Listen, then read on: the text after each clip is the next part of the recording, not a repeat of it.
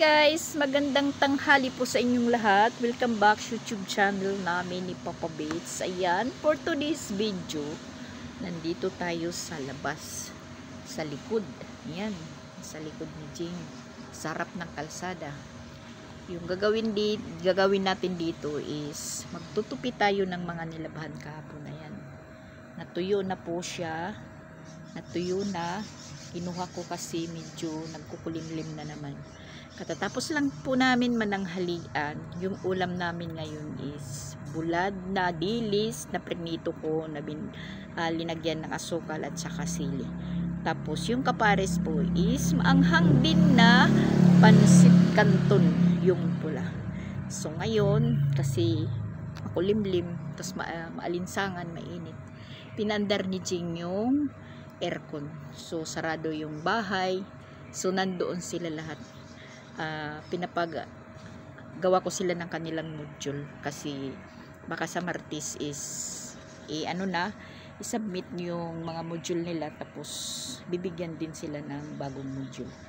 So yun nga, napapag-usap-usapan namin kung kailan nila gusto umuwi. Nagtatanong sila sa akin na kailan uuwi. Sabi ko bukas, Linggo. Sabi naman ng mga bata, wag muna kasi natuturuan daw kuno kami ni Jing. Sabi ko, sus, na ako sa inyo, napapagod. Tulad ngayon, nagising sila dito is alas 10 na. So, inutusan ko si Papa Bits bumili ng tinapay. Tapos, palaman, Lilis Choice.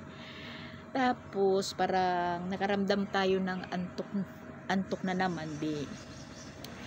Umakyat ako doon sa taas. Sila nasa baba lahat. Hindi nila alam na bumalik ako umakyat. Pagkatapos kumain ng tinapay. Alas 10:30 na yun. Nahanap pala nila ako. Sabi ni Jing, asan si mama? Sabi naman ni Chrislyn, nandun sa taas. Tapos alas 11:30 na. Katatapos lang naman po namin parang mag-breakfast, magtimpla alas 10:30. Siyempre nakakaramdam pa rin tayo. Parang busog pa yung pakiramdam natin. Di alas 11:30 na, hapit na mga alas 11:45. Sabi ni Jing sa papa niya, saan si mama? Tapos tinawag ako ni Papa Pits, Dak! Sabi ko, ano? Tapos sabi ni Jing, hindi kayo kakain? Sabi ko, parang busog pa naman.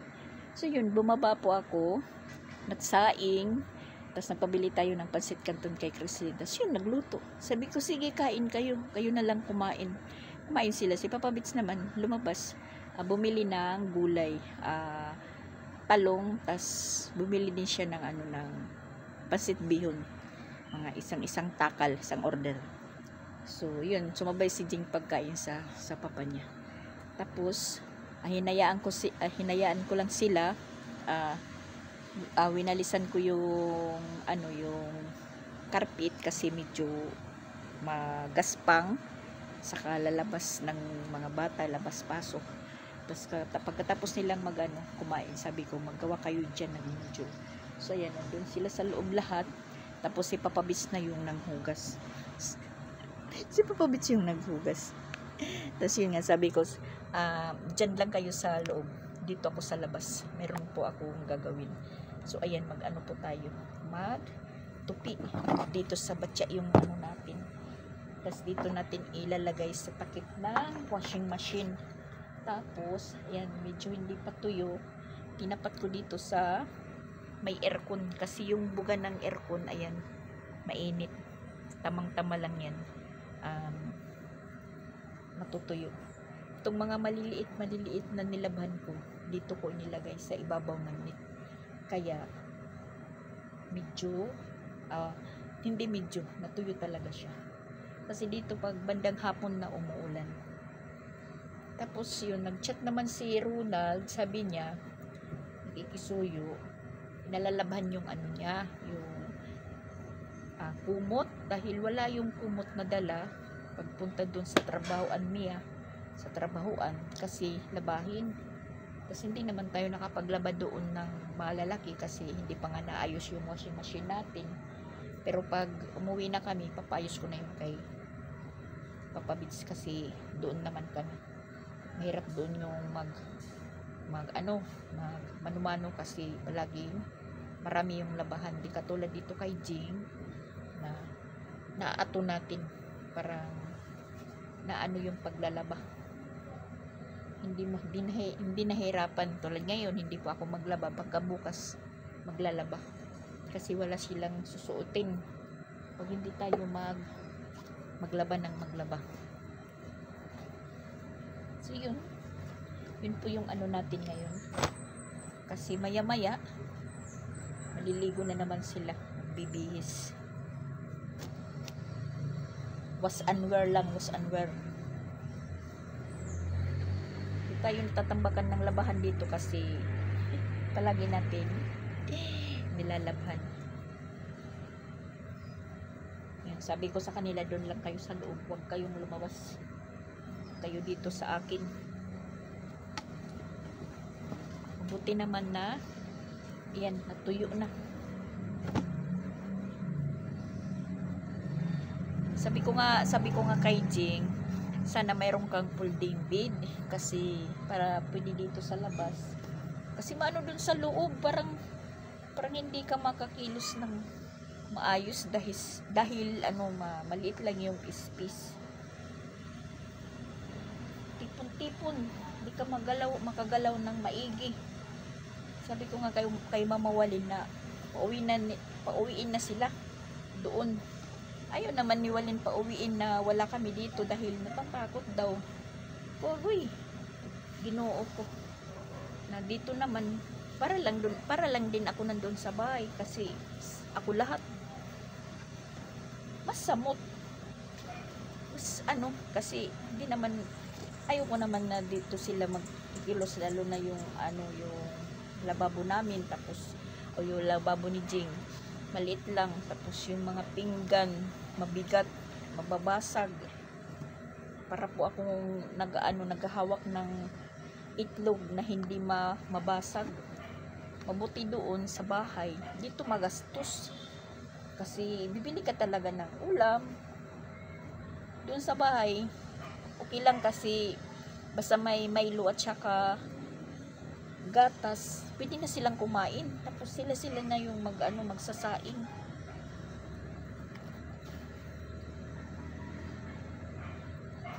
Kung kami lang din dito ni Jing, pareho naman kami hindi sanay magkakakain, okay lang. Sila mga bata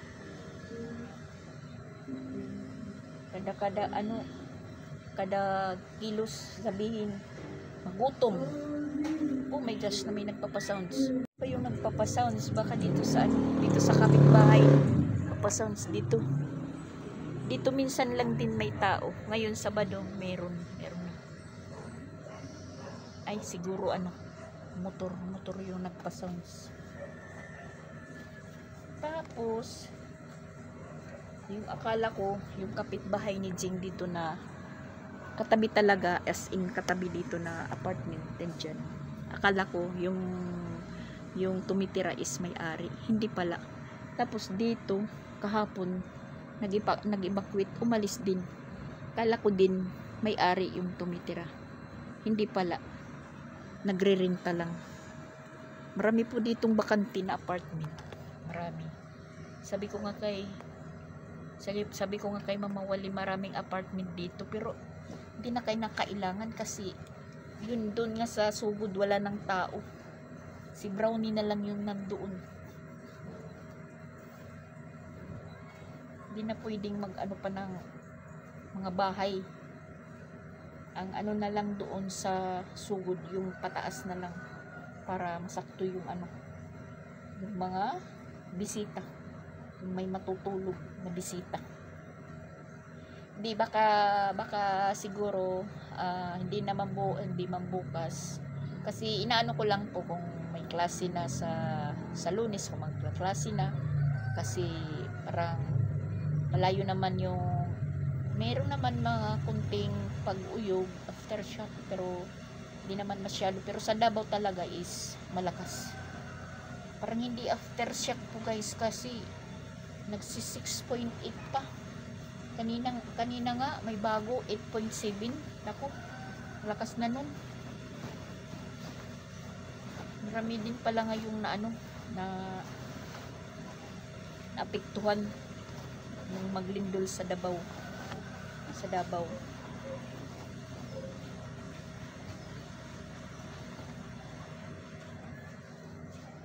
Sa bahay naman, okay lang naman, di naman ano yung mga crack doon, kiri pa.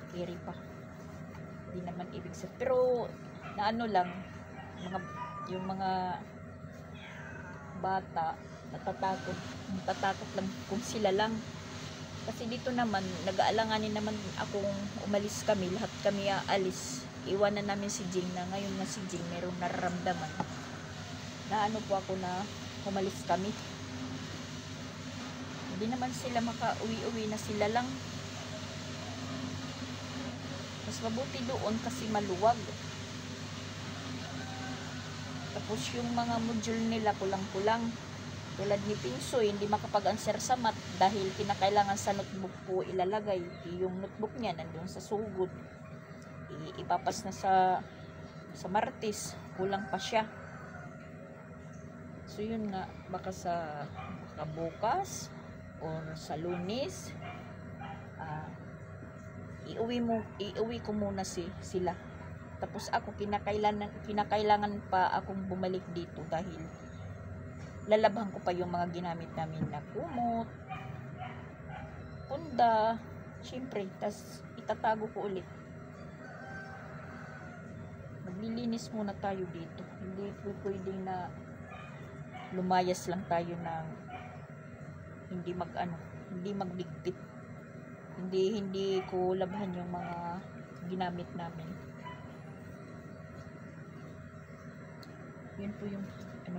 Yun po yung plano ko. Iuwi muna sila. Kasi dito dikit-dikit kami. Okay lang kami ni Creslyn. Ako, Creslyn, Jing is nandun sa taas. Sila is nandito sa baba. Okay lang naman kasi gusto nila yung aircon. Uy. Lalo na si Pinsay paggabi na, sabi niya, Tito Jing, pandarin mo yung aircon. Sabi naman ni Jing, wow. Pero in fairness, yung bayarin ni Jing dito ng ng kuryente niya, may aircon siya. Yung binayaran lang namin kahapon kasi kami po yung nagbayad, 1,079.27. Yun lang po yung bill niya. Samantala ako doon sa sugod, wala kaming aircon. Yung binayaran ko, yung para sa September, na lang, yung 2,000 na binigay ko kay Papa Beach, na lang yung sukli, mga 30 pesos na lang yung sukli. Malapit nang magtuki. Yun po yung naaanuhan ko. Malaki yung bill namin. Mabuti na lang na hindi na po kami ngayon nakakag-connect pa kila Madam kasi may tubig dahil palaging umuulan. Hindi po ako nakakakunik. So wala akong bayarin kay Madam Rose kasi kada buwan nagbibigay po ako ng 300 kay Madam Rose para sa tubig.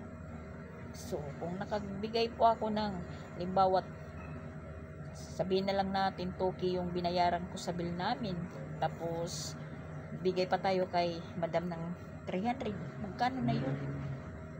Mas masahol pa ko guys na mayroong aircon sa bahay. Yung ref namin palaging pinaandar na tubig lang yung laman. Katulad nung isang araw na nagpunta kami doon, tapos nakalimutan ni Papa Beach patayin. Pag uwi namin mga matigas na lahat. Yung tubigan ko na nag-crack na, nag-leak dahil sa nag-ice na po. Nag-ice na po siya.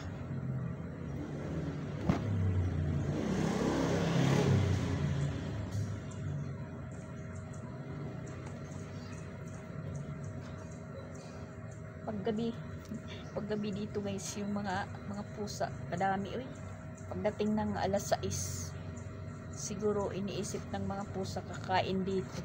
Nandito sila nagtatambak. Pero okay lang naman kasi nabubusog sila. Pero parang napapansin ko, hindi na sila dito nagpupupo. Hindi na. Papansin ko.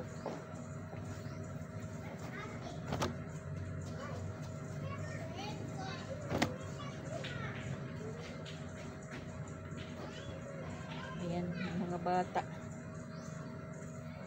Makulimlim po na maalinsangan. Mainit yung pakiramdam. Kaya pinaandar ni Jing yung ano. Si Jing, sana dapat magpapaano daw siya, magpapacheck up. Sabi niya papacheck up daw siya. Dahil kaninang umaga, mga alas 5 pa lang yun siguro, na oras, kaninang umaga. Panay po siya, baba ng baba, nagsi-CR. Tapos, mga alas 6:30, hindi na bumalik po sa taas. Sinilip ko siya, nakaupo siya dito sa banda may pintuan. Sabi ko sa kanya, ano? Sabi niya, masakit yung tiyan ko daw, masakit. Masakit daw yung tiyan niya. Maraming sakit na umaano kay Jing. Sabi ko, bakit? Ewan, ko, baka sa aircon yan. Di pinatay ko yung aircon. Tapos yun, pabalik-balik siya sir. Sabi niya, magpapacheck up daw ako. Sige, sasamahan ko sana siya magpa-check up. Hindi naman tumuloy kasi meron po siyang medisina pa, yung pag nadadala siya sa ospital, yung tiyan niya na parang naninigas, ganun. Meron siya pang medisina, inano niya, ininom. So siguro na kumalma. Sabi ko, magpapacheck up tayo? Sabi niya, mamaya na kuno. Umakyat naman po sa taas. Nahiga. Iwan ko baka umuki na yung pakiramdam. Tapos tinanong niya po ako niya, di ba kuno nagkaroon ka ng ulcer noon? Sabi ko, hindi naman po ako nagka-ulcer. UTI yung sa akin. Tapos sabi ko, si Christian yung may ulcer. Tapos sabi ni Christian, magpa-check up ka na lang Jing para malaman kung ano yung ano mo. Pero yun, sabi ko, baka yung di ba pag nadadala siya sa ospital na pag meron siyang naiinom na halimbawa soft drink, ganun, na parang naninigas yung tiyan niya, tapos sumasakit. Tapos meron pong binigay yun sa kanya na medisina na nasa plastic lang, na iaano lang sa tubig, na yun po yung iinumin. So meron pa siya siguro dito, ininom niya kanina, baka kumalma. Kumakain naman siya, tapos madali lang siyang mabusog. Tapos ayun, tumitigil na pa sa pagkain, hindi po nauubos yung ano, siguro mga 3 subo, 4 na subo. Pero kumakain siya. Yun po yung ano ni Jing ngayon. Yun pa yung inaano ko na umuwi kami na mayroon po siyang nararamdaman. Mayroon pa siyang, wala naman po siyang lagnat na. Nawala na yung lagnat niya. Kagabi nga, bumili po kami ng Salumpas, Bio-G6, Saridon, Bio-Flu. Tapos, pagdating namin, sabi niya, meron na siya po dito sa lumpas sa lig. Oh, bakit? Ano yan? Masakit daw ko dito. Singkusos, yun pa yung nagpapalagnat sa'yo. Kasi may tonsil pala. So, medyo kumalma na naman. Umano na po yung, lumiit na po yung dito niya. Tapos, yun naman yung tiyan niya. Tapos, magka-chat sila ni Sir Hulibert, na co-teacher niya. 3 araw din di po nakapasok ng eskwelahan dahil yun nilagnat. Halos pareho po yung ano nila, nararamdaman.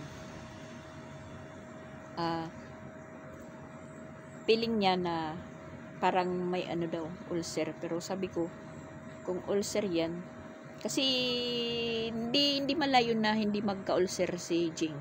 Dahil yung pagkain nila wala sa oras na aano sila sa kanilang pagtuturo. Kung kumain sila parang halimbawa sabihin natin hindi nag-aalmusal, hindi nagtatanghalian, sa gabi na sila kumakain. Siyempre marami silang in-order na ano-ano. Tapos yun, tapos may mga soft drink. Siguro na parang nasisira din yung ano natin, sikmura. Ako nga, kalimitan, hindi naman din po ako sanay magkakain. Yun nga, dahil trabaho yung inuuna ko. Pero parang feeling ko po is, pag nakagkape na po ako sa umaga or sa tanghali, hindi naman po ako nagkakape. Basta sa umaga, feeling ko, makagkape na po ako, makakain na po ako ng isang biskwit. Okay na yun, busog na. Tapos, minom ng tubig. Tapos, minsan, na ano ko yan, dalawang araw, hindi po ako kumakain kahit, basta nabibilang ko yung isang linggo, parang 3-4 lang po ako nakakatikim ng kanin. Yung ano ko, yung pagkape, yun po yung pinaka pagkain ko. Nabubusog na po ako niyan. Sabihin, pag nakaramdam po ako ng gutom, halimbawa maano na yung sikmura natin, naisip ko hindi kumain. Yung naisip ko, magkape. Gusto ko makahigop ng ng mainit. Gusto ko kape. Hindi naman po ako mahilig sa noodles. Halimbawa sa mga yung Maggi ba, yung mga noodles. Pero kung yung natawag dun, cup noodles, yung bulalo, maanghang, yun ang gusto ko. Kasi gusto ko yung bibig ko may maanghang tapos mainit. Hindi ko po iniisip na kumain ako. Dito nga, pag sila kumakain, sabihin nila na kain na, mas sasabihin ko, sige na, nagpapahuli ako nun, kasi sabi nila, hindi man ako kumain or magpahuli, ako din yung manghuhugas. Pero ngayon yung nanghugas si Papa Bits, kasi nahalata siguro na hindi madrawing yung mukha ko, kasi ako talaga yung hinihintay. Alam na nila yung oras is mag-alas 12 na, yun, hinahanapan nila ako na ako pa yung magsaing. Yan tuloy, minsan naiisip ko na mabuti pa umuwi na lang kayo doon. Ay nako, yan, para tayo ditong na biktima ng lindol na nandito sa labas, nag-ano ng damit, tapos naghihintay ng ayuda.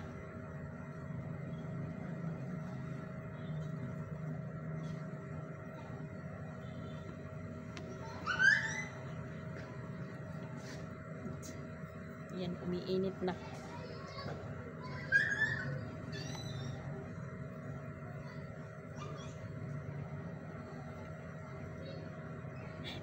Para talaga kung mayroong binilad na palay, kinakailangan i-check kung tuyo na para mailigpit.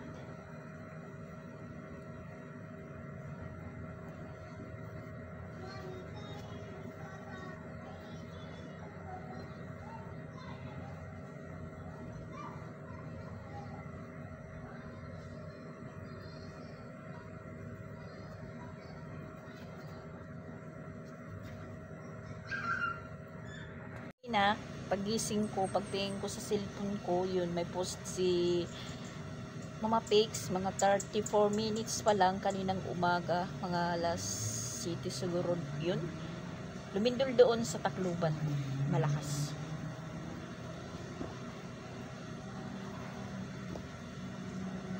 Puro na lang lindol yung nakikita ko sa sa Facebook.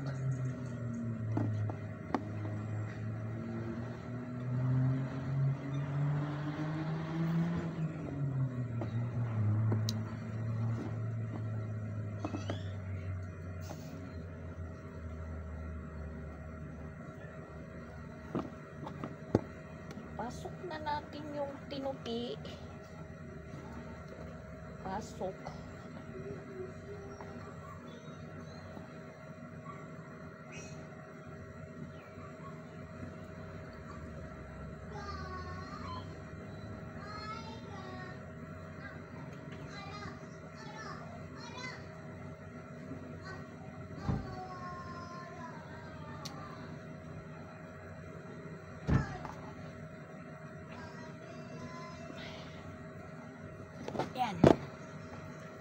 na. Ano ka man? Kato di. Takop nga to. Mangin kay kanan aircon. Ano man tapos ka na ni module. Pinsoy. Ay siya nakaturog. Mabuti pa dito sa labas magtambay kasi kakaano ka ng presko na hangin. Kisa doon sa loob electric fan, aircon. Buhulog.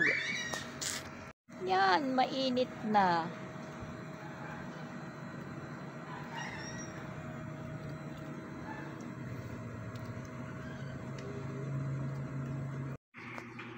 Oh, tabon nga to, tabon. Oh, ayusa. Maghahapon naman, guys. Problema na naman natin yung ulamin mamayang hapunan. Na sa ngayon naman is umuwi si Sansan. Nauna po siyang umuwi dahil may ano po sila bukas. May simba sila sa sa mga grupo ng BLBC. Dumating yung may-ari dito sa kabila. May simba po sila at saka para magpa-practice naman. Tapos sila Kreslin baka yung magpa-practice lang muna bukas mga yung instrumental. Tapos lyris yung twiller hindi pa. Tapos si ano na lang po yung magbabayad ng exam si Sansan, kaya na naman po niya. So baka po kami mga Lunes or Martes or yung iba din umuwi na lang kasi para po hindi po marami tayong bitbitin. Si Papa Bits naman hindi naman yan po pwedeng iwanan ko siya doon sa sugod tapos ako nandito, syempre sasama po yan. Tapos nagtanong si Jing kung uuwi na kami ngayon. Sabi ko hindi pa. Tapos si Sasan daw is babalik pa. Sabi ko parang hindi na siguro kasi sunod-sunod na po yung activities nila. Mag-isa lang po ngayon si Sansan. At kaya naman po siya umuwi ngayon dahil yung Tito Ronald niya baka umuwi din. Galing po Cebu City kasi Sabado ngayon. Yun nga, pinapalabhan muna niya yung kumot niya na hindi ko naman po nalabhan dahil umalis po kami doon, nagpunta dito. Pati yung sapatos niya. Pero bukas, pupunta muna kami doon ni Papa Bits. Siguro magdadala po ako ng isang bata, baka si Pinsoy. Dalhin ko na lang muna doon dahil nandoon naman si Sansan at saka si Christian at saka yung dalawa, pwede naman po silang humabol din pag uwi para hindi po mahirap yung pagbiyahe, hindi mahirap yung siguro bukas uwi kami ni Papa Bits dahil kukunin ko po yung ayuda namin doon sa aming BHW. Si Sansan din naman po yan susunod kong utusan ko dahil mahihiya. Ako na lang po yung kukuha bukas.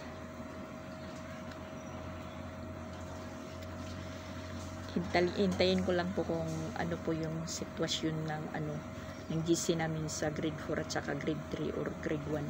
Wala pa naman hindi pa po iingay.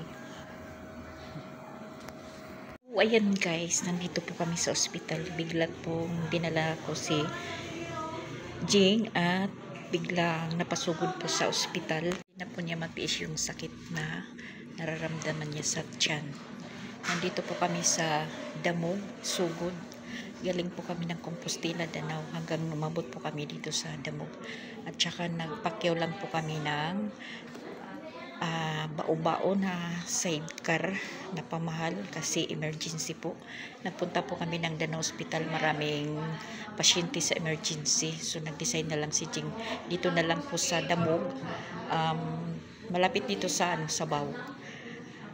Compostela, Danao. Damog po yung narating namin. Tapos inano po kami ni Mighty Mang, sinalubong. Sa katunayan, kasama namin si Mighty Mang ngayon, andan doon sa labas, nagpapasignal. Tapos si Jing nandyan. Ini-CG na po siya. Parang, ano po, sabi UTI.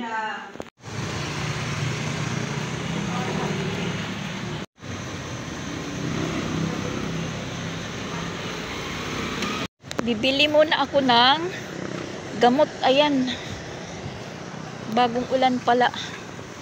Si may timang, ewan ko kung nasaan. As in, napas sugod talaga kami ni Jing. Kasi kagabi pa yun nagsasabi sa akin na magpapacheck up siya. Tapos kanina, chill lang siya. Babandang hapon yun. Habang nandun ako sa likod, sinilip niya ako niya, "Mama, punta na tayo sa ospital." Ihapon na, mga alas 5. Nakaabot po kami dito is alas 7. Yung oras ngayon is alas 9 na.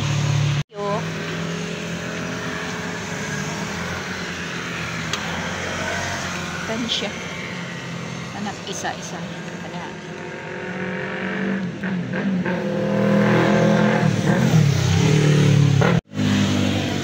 Pila?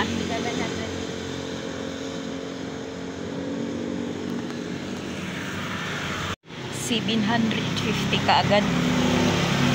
Isang resita pa lang.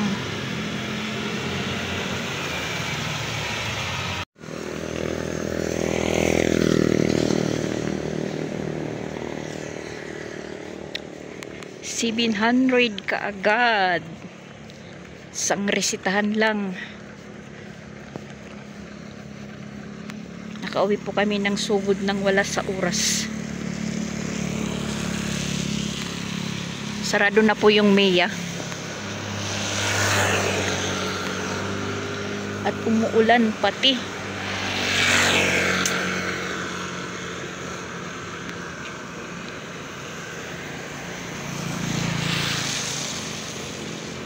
So, ayan guys, nandito tayo sa bahay. Kararating lang po namin ni Jing kasi outpatient po siya. Babalik pa kami bukas para sa laboratory niya dahil walang bukas na laboratory ngayon dahil gabi na. So, outpatient lang siya. Yun nga, bumili tayo ng medisina para pang paano ng sakit ng tiyan niya. Bali, nagpalit po kami ngayon. Yung mga bata is nandoon. Yung naiwan sa Compostela, si Papa Ben, si Christian. Tapos yung mga bata na, yun na nga, sabi ko, si Sansan, umuwi kanina mga banda alas 3. Kasi bukas meron silang activities. At yun hanggang sa Lunes. So, bali umuna po siya ditong umuwi na hindi naman po inaasahan na yun nga nandun tayo kanina sa likod natapos tayong magtupi ng mga damit. Tapos ayun, habang tayo ay nagyayaw-yaw, biglang sumilip ito si Jing, mga alas 5 na. Sabi niya, "Ma, tara, punta tayo na daw ng ospital." Sabi ko sa kanya, akala ko kanina, hinihintay ko talaga siya na sabihin niya, "Tara na." Pero sinasabi ko, alis na tayo. Hindi naman umiimik, parang tumatawa lang. So yun, pinakikiramdaman lang pala yung sakit ng tiyan niya. Yung, hindi naman sa tiyan yung masakit dito daw sa may balakang, daw. Tas yun, haba-haba po yung oras na piniyahin namin dahil alas 5 kami umalis doon sa Compostela. Tagal kami makasakay. Tapos yung mga bus punuan, standing position na po yung mga pasahero. So sumakay na lang po kami ng multicab papuntang Danao. Tapos pag abot namin sa Danao, dyan pa po kami na stranded. Tapos malapit naman po sa Danao Hospital. Sabi niya, punta tayo doon, baka meron na tayo sa emergency. So doon kami sa dumaan ng hospital ng Danau na hindi naman sa gitto, hindi naman pala doon dadaan para emergency sa mga naano lang daw yun sa mga nakakagat ng mga hayop, halimbawa aso, ganun. Tapos sabi daw yung entrance po ng emergency para sa mga tao nandun sa likod sa metro. So bali naglakad pa kami ni Jing paikot. Nahirapan na talaga si Jing lumakad. Linilingon-lingon ko siya, dilingon-lingon kung ano, malayo siya sa akin dahil ginadalian ko yung lakad. Down ako doon sa emergency ng Danau. Pagtingin ko maraming tao, sabi ko maraming tao, sabi niya ayoko dyan dahil matatagalan tayong i-assist. So yun, tawag naman po kami kay May Timang na yun, nakatuntak niya si May Timang na sabi ni May Timang, diretso na lang kamo dito sa kami sa Damog Hospital, na yun naman po is may record na ni Jing. Bali pangatlo na po siya na nadala ngayon dun sa Damog Hospital. Tapos yun, pati mga taxi punuan. So nagdesisyon na lang po kami na yung bao na lang na motor yung sakyan namin. Yung singil sa amin is 600. Kaming dalawa 600. Pumayag na lang si Jing kasi hindi na talaga niya natitiis. So yun nga, paspas, nakahazard, tapos meron pang nakagitgit sa amin na parang pick up. Binusinahan kami. Naka-open naman po yung yung bintana. Parang hinabol ng sinasakyan namin. Sabi niya, "Hoy, emergency." Pero ako parang pinipigilan ko yung parang namamanhid yung mga yung mga tuhod ko, panay ang ganyan ko, sign of the cross. Tapos pag tinitingnan ko si Jing, nakapikit siya, parang nakapikit siya sa sakit ng niya. Tas pag naano po yung nakakaano po kami ng lubak, umaano siya. Tapos tinitingnan pala siya ng driver. So ayan, parang ambulance po yung bao. Tapos yun na, ang iba nakakaintindi naman po kasi nakahazard, parang parang sa Tagalog yung tumatabi. So ganun. Hanggang sa malapit na po kami sa Damog, nakita ko na si May Timang kakumboy na po sa amin. So yun, tas medyo umulan, nauna si May Timang sa amin, tas nandun na po siya sa emergency. Tas si May Timang po yung doon, nagpalista, ganun, kasi parang na si Jing na hirapan na po siyang napapaiyak na sa sakit. So yun, chinik po siya ni CG, sabi sa result wala namang problema. Yun nga, ang nila parang UTI pa rin, na yung UTI ni Jing parang ma-acute na kasi ngayon hindi na sino naman ang hindi magkaka-UTI na hindi po siya nagluluto sa bahay niya, puro lang Jollibee ganun. Tapos naabot ako minsan sa bahay niya doon sa subdivision, meron siyang chicharon, ganun. So ayun, para po ako kaninang iwan ko kung basta yung naisip ko na parang gusto kong lumipad na para po kami umabot kagad ng hospital. So sa awa naman ng Diyos, okay naman daw siya, pero yun, babalik pa kami bukas para magpa laboratory para po malaman pa kung ano po yung iba pang kung ano yung cause ng pagsasakit ng balakang niya. Kasi sabi ng iba baka daw kidney. So yun, nandito kami, ang ending, nandito kami sa Sugod, dito kami nakatulog. Nagkaroon din ng kasama si Sansan. So bali 3 po kami na nandito. Bukas Linggo, yun po yung harapin namin, na magpa-laboratory po siya. Tapos mabasa po yung result kung ano talaga yung sakit niya, na palagi po siyang nagkakaganyan. Pag sumakit yung tiyan niya, apektado pati dito sa likod sa may balakang. Na pati din ako, sumasakit yung likod ko kanina, nawala na lang yung sakit ng likod ko, guys. Na parang aywan ko, wala akong imik-imik. Doon ako nagsalita, nandun na po kami sa ospital, nandun na si May Timang, nakasama na po namin. So ngayon nandun na sa kwarto si Jing, hinilot ko muna yung likod niya dahil masakit. Meron naman po akong maanghang na dala kasi hindi po ako bumili ng salon pass dahil akala ko meron pa dito si Papa Bits na ubos na pala. So yun na yung oras guys is alas 10 na. Ay alas 11:30 na po. So ayan, hanggang dito na lang po. Napasugod talaga kami sa sa ospital na wala sa oras. Kasi pinakikiramdaman talaga yung sakit ni Jing. Hindi siya nagpapadala ng ospital kung hindi niya na masakit na talaga. So tayo naman yung natataranta. So ayan guys, gabi na, good night po sa inyong lahat. Good night po dito sa Pilipinas at good morning naman po sa ibang bansa. So ayan po, thank you for watching po. Matutulog na po tayo. Bye bye.